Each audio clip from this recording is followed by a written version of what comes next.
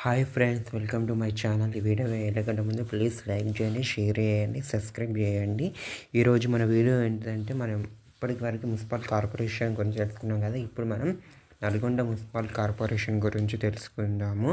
Nalgonda municipal corporation అనేది ఇప్పుడు general లేడీకి reserved అయింది కాబట్టి ఇక్కడ గొప్ప విశేషం అని చెప్పవచ్చు. ఇక్కడ వచ్చేసి ఇంతకం ఫస్ట్ అంటే నల్గొండ కౌన్సిల్లో ఒక పెన్సర్ తప్ప ఎక్కువ శాతం కాంగ్రెస్ పార్టీ విజయం సాధించింది. తెలంగాణ టైంలో కూడా ఇక్కడ అన్ని చోట్ల BRS party municipal corporation municipal council కైవసం చేసుకుని నల్గొండలో మాత్రం కాంగ్రెస్ కౌన్సిల్ని కైవసం చేయడం జరిగింది.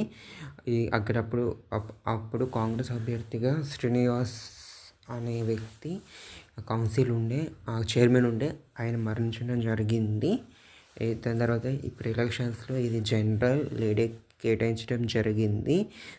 నల్గొండనే ఫుల్ ఫోకస్గా ఉంది. ఎందుకంటే ఇది నల్గొండ అనేది ఇప్పుడే మున్సిపల్ కౌన్సిల్ నుంచి మున్సిపల్ కార్పొరేషన్గా ఆవిర్భించడం జరిగింది. ఇక్కడ 1,80,000 మంది ఓటర్లు ఉంటారు. ఇక్కడ ఈ ప్రాంతం ఎందుకు ముఖ్యమంటే ఇక్కడ కోమటిరెడ్డి వెంకటరెడ్డి ఆయన ఎమ్మెల్యే ఇక్కడ.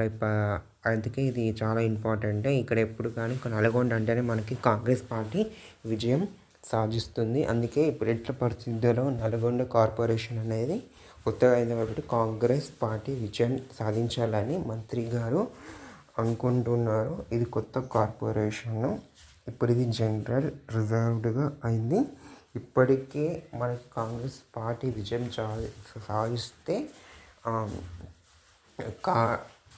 మేయర్ పదవి అనే వ్యక్తిని కూడా ప్రకటించడం జరిగింది. 24వ వార్డులో ఉన్న సుధా శ్రీనివాస్ రెడ్డి గారు మేయర్ పీఠం కోసం మేయర్ అవ్వడానికి అవకాశం ఉంది. ఫ్రెండ్స్, ఇది నల్గొండ ప్రాంతం ఎప్పుడు కానీ కాంగ్రెస్ పార్టీకి కంచుకోవడం చెప్పవచ్చు. మరియు ఇది కొత్తగా ఏర్పడిన ఒక municipal corporation. Friends, thank you for watching. ఈ వీడియో మీకు నచ్చినట్లయితే లైక్ చేయండి, షేర్ చేయండి, సబ్స్క్రైబ్ చేసుకోండి ఛానల్ని ప్లీజ్.